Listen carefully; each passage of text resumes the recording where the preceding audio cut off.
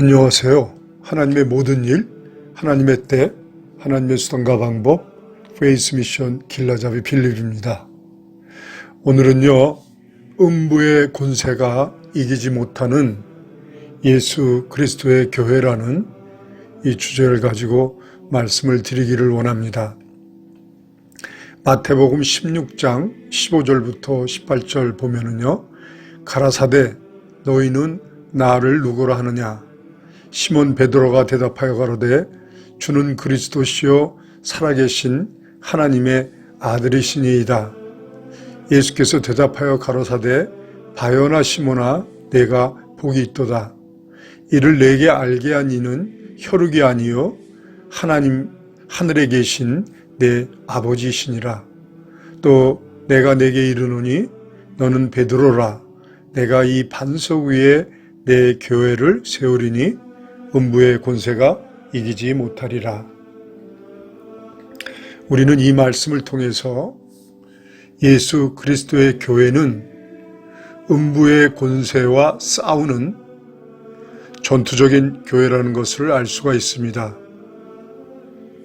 이는 예수 그리스도의 교회는 이 거룩한 영적 전쟁을 수행하는 이 전투적인 교회라는 것이죠. 그러므로 우리는 이 신앙의 여정에서 이제 영적 전쟁의 전략적, 전술적 차원의 이 전투적 사고가 필요하다는 것을 알 수 있습니다. 우리가 우리의 신앙 여정 속에서 죄를 이기고 이 거룩한 싸움에서 우리가 승리를 하려면 이제 영적 전쟁의 전략적, 전술적 차원의 이 전투적 사고가 필요하다는 것이지요. 사도 바울은 이 영적 전쟁의 탁월한 전략가이면서 전투적 사고가 뛰어난 사람이었습니다. 에베소서 6장 10절부터 17절 말씀이 이를 잘 증명해주고 있는데요. 11절에 보면 마귀의 괴계를 능히 대적하기 위하여 하나님의 전신갑주를 입으라고 권면을 하고 있습니다. 또 12절에 우리의 씨름은 우리의 싸움은 혈과 육에 대한 것이 아니요 정사와 권세와 이 어둠의 세상 주관자들과 하늘에 있는 악한 영들에 대함이라 라고 가르치고 있죠. 이 사도 바울의 영적 전쟁의 이 전투적 사고는 예수 그리스도가 세운 교회는 오는 여러 세대에 걸쳐서 이제 복음 전파의 사명을 감당하고 주님께서 재림하셔서 온 땅을 심판하실 때까지 이 거룩한 영적 전쟁을 이제 수행할 수 있는 이 승리의 교회 공동체라는 사실에 근거를 하고 있는 것이죠. 사도행전에 나타난 사도 바울의 이렇게 지속 가능한 복음의 진보, 성장과 부흥, 풍성한 열매, 또 사도 바울의 열정, 열의, 이 모든 것은요, 교회 공동체가 영적 전쟁을 수행하는 전투적인 교회라는 이제 전략적, 전술적 차원의 이 전투적 사고로 비롯되었다는 것을 우리는 알 수 있게 됩니다.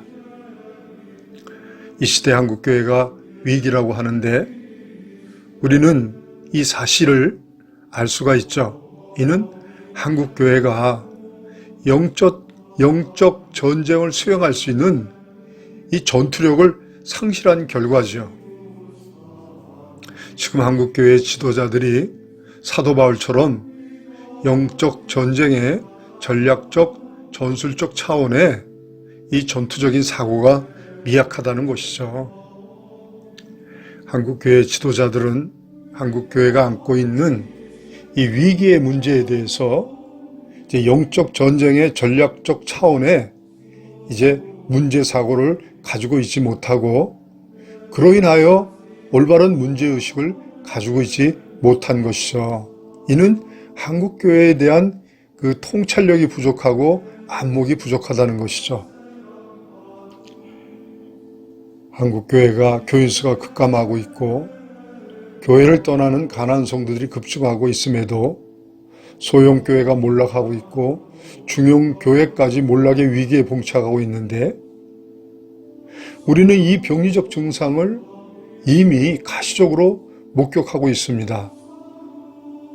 여기서 우리는요, 이 영적 전쟁의 전투적 사고를 가지고 있지 못하다 보니 문제를 올바르게 진단하고 해석할 수 있는 통찰력을 가질 수 없게 되는 것이죠.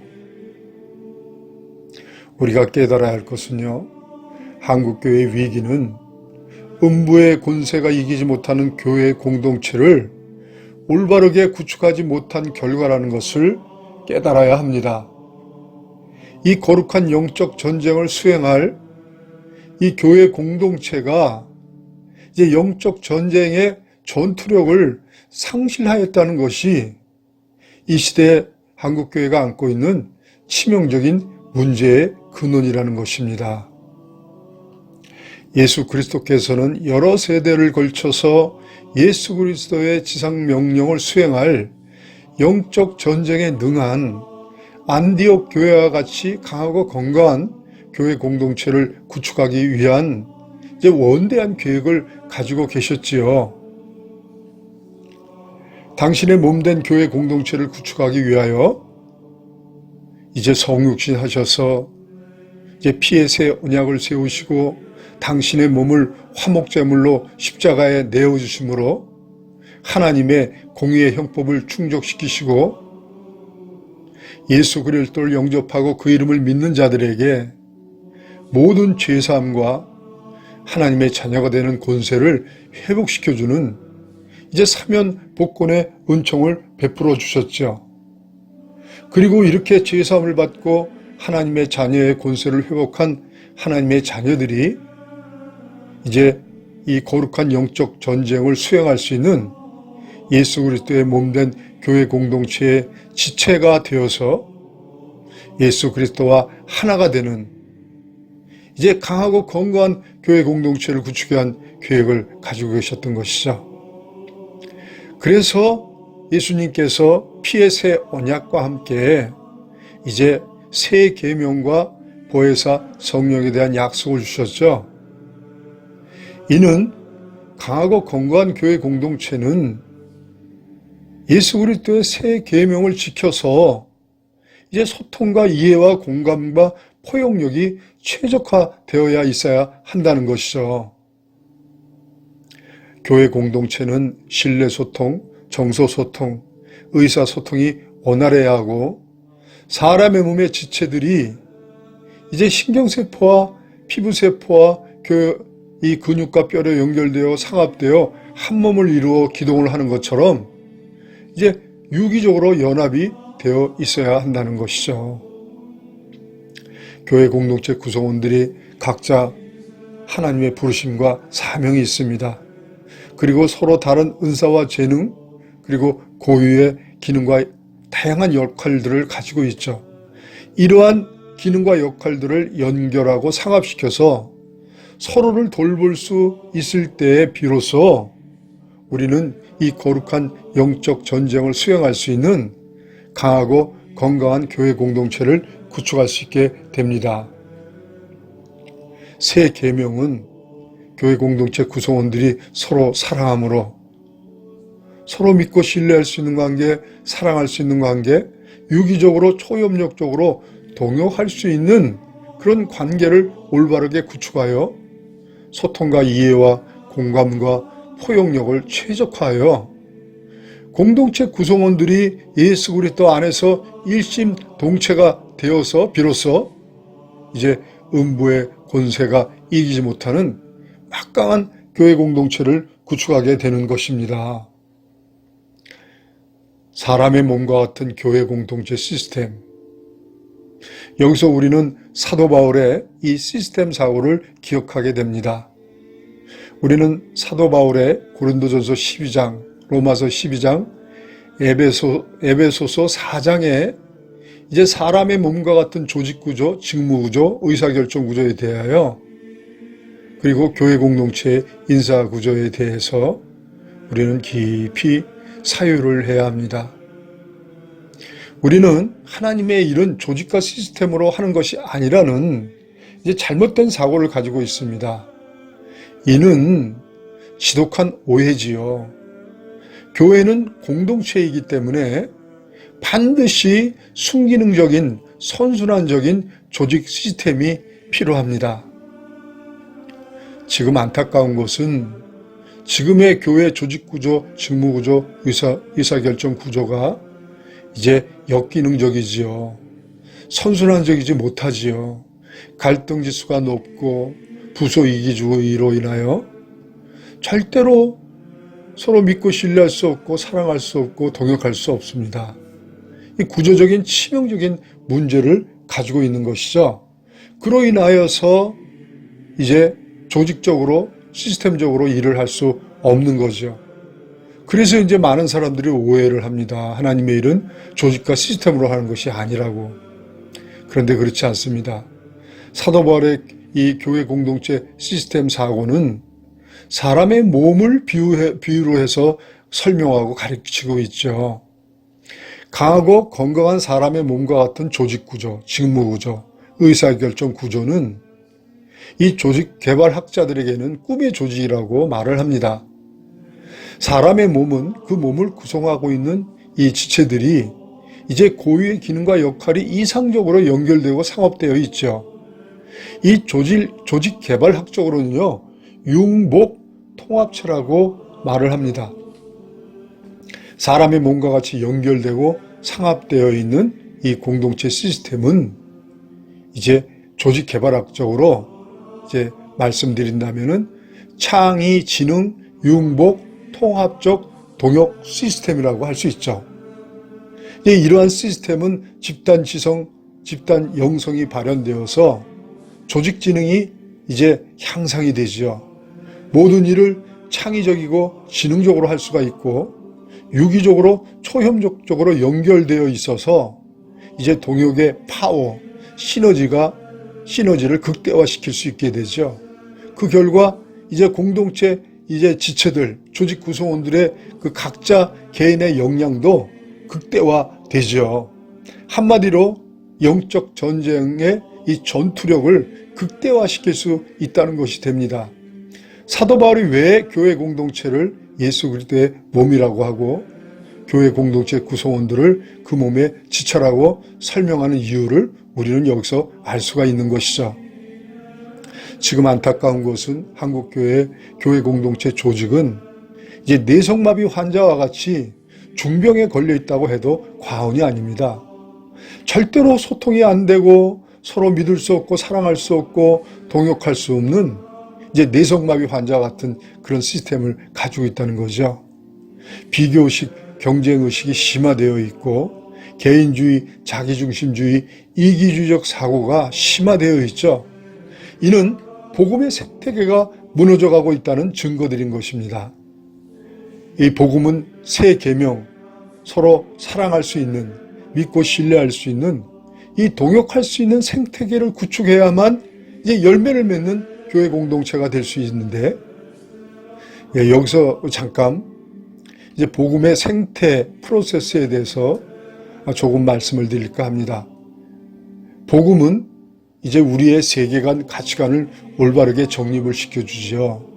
이렇게 복음의 본질 가치, 그 목적에 충실한 세계관, 가치관이 이제 정립이 되면 이제 우리의 심리, 의식 체계, 사고 체계를 정립할 수 있게 되고요. 우리의 삶의 동기와 목적과 목표를 올바르게 정립을 시켜주지요. 그리고 이제 삶의 수단과 방법이 올바르게 정립이 되어주면 그때 비로소 우리는 이제 풍성한 열매를 맺을 수 있게 되는 것이죠. 이것이 이제 복음의 생태 프로세스라고 합니다. 이제 복음의 본질, 가치, 그 목적, 그리고 세계관, 가치관으로 또 우리의 심리, 의식체계로, 사고체계로 우리의 삶의 동기와 목적으로 삶의 수단과 방법으로 연결되는 이 복음의 생태계가 바로 이제 복음의 프로세스라고 하죠. 열매를 많이 맺는 삶은 이렇게 복음의 본질 가치, 그 목적에 충실한 세계관, 가치관으로부터 우리의 심리, 의식체계, 사고체계, 그리고 올바른 동기와 목적, 목표, 이제 수단과 방법으로까지 이제 정립이 되어줌으로 비로소 이제 열매를 많이 맺을 수 있게 되는 것이죠. 여기서 깨달아야 할 것은 영적 전쟁이란 복음의 본질 가치 그 목적의 싸움이며 세계관 가치관의 싸움이며 우리의 심리 사고체계의 싸움이며 즉 마음과 생각의 싸움이죠. 이 생각의 싸움, 마음의 싸움 그리고 우리 마음 안에 동기와 목적의 싸움이며 수단과 방법의 싸움인 것이죠. 이게 한마디로 복음의 생태계는 이렇게 프로세스의 싸움이라는 것이죠. 그런데 지금 한국교회는 이 복음의 생태계가 무너져가고 있는 것이죠. 그것은요, 첫째, 복음의 본질 가치, 그 목적이 왜곡되어 있고 변질되어 있다는 것이죠. 2016년도 미국 플로신학 이 김세훈 박사가 이제 CGN TV에서 방영된 14번에 걸친 칭의 성화론의 강의는 이제 한국 교계에 중대한 도전을 해왔습니다. 이 김세훈 박사는 한국교회 대다수 교회와 목회자들, 신학자들이 이 구원파적인 복음을 전하고 있고 한국교회 성도들이 예수 그리스도를 믿고 구원을 받으면 무슨 죄를 범해도 무조건 용서받고 천국을 간다고 믿기 때문에 이제 윤리가 없는 신앙생활을 하게 되므로 한국교회가 타락하고 무너져가고 있다는 것이죠. 그러므로 그는 이제 유보적 칭의론, 예수 그리스도를 믿고 윤리적 성화의 삶을 살지 못하면 종말론적 심판 때 구원을 받을 수 없다는 사실상 행위 구원론을 주장하였습니다. 저는 이 강의를 들으면서 세계적으로 인정을 받는 신학자가 이 복음에 대한 인식이 얼마나 왜곡 변질되었는가 소스라치게 놀라지 않을 수가 없었습니다. 예수 그리스도께서 말씀하시는 칭의 성화론, 그 칭의 성화론에 대한 이 무지에 가까운 이 궤변을 들으면서 소위 사도 바울의 전문가요 신약학 박사가 더군다나 한국 교회에서도 신학계의 큰 어른이라고 하는 그런 이 교수님이 이렇게 복음에 대해서 이 인식에 오류가 있다는 것에 저는 놀라지 않을 수가 없었습니다. 김세훈 박사는 성도들이 예수 그리스도를 믿음으로 구원을 받았고 천국이 보장되어 있다고 가르치기 때문에 성도들이 도덕적으로 윤리적으로 각자 제 멋대로 산다는 그런 문제의식을 가지고 있죠. 이 문제의식도 심각한 오류를 가지고 있는 것이죠. 한국교회가 결코 구원파적 복음을 전하고 있는 것은 아니죠. 그는 이러한 성도들에게 이제 경종을 주기 위해서 구원이 유보되어 있다는 유보적 칭의론과 성화가 없으면 절대로 칭의도 없다는 칭의성화 통합론을 이제 주장을 하고 있죠. 저는 이 복음서를 자세히 2번만 정독을 하고 사유를 해보면 이제 이 유보적 칭의론과 이 칭의성화 통합론에 대해서 이 복음에 대한 이 심각한 인식의 오류가 있다는 것을 발견할 수 있습니다. 구원받은 하나님의 자녀들이 열매를 맺는 삶을 살지 못하면 바로 징계를 받거나 심판을 받지 징계와 심판이 유보되었다는 것은 복음이 아니죠.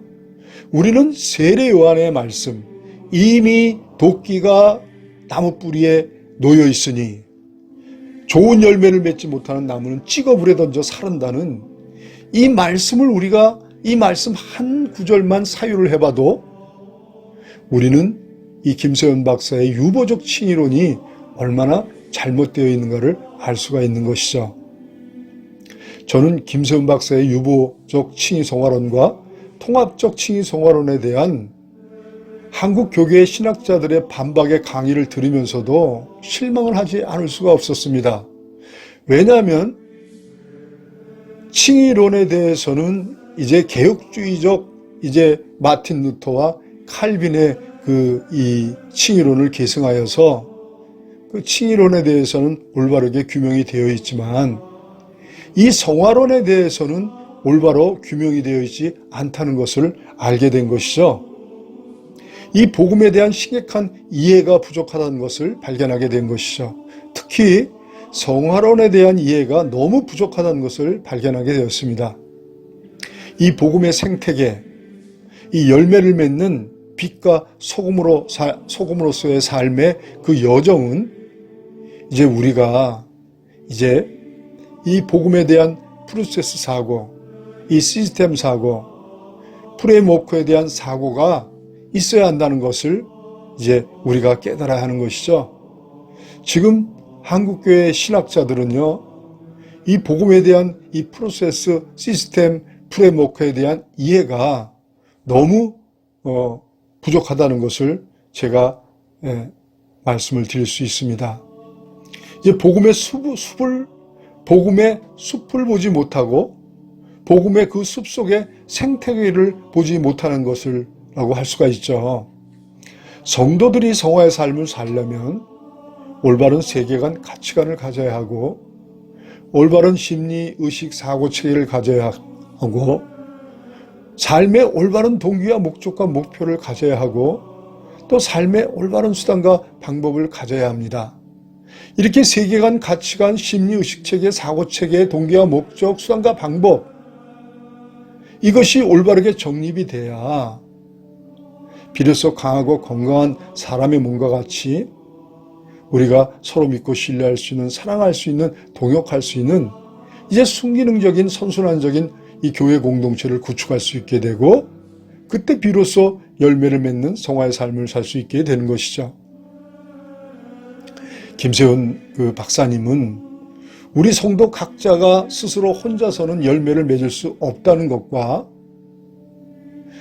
우리가 열매를 맺는 성화의 삶을 살게 하기 위해서 예수 그리스도께서는 음부의 권세가 이기지 못하는 교회 공동체를 이제 구축해 주신 그 목적을 이제 올바르게 이해하지 못하고 있고 또 피의 새 언약과 함께 이제 제자들에게 새 계명과 보혜사 성령에 대한 약속을 주신 것을 전혀 이해하지 못하고 있다는 것을 그의 14번에 걸친 길고 긴 그 칭의 성화에 대한 강의를 들으면서 저는 소스라치게 놀라는 것은요.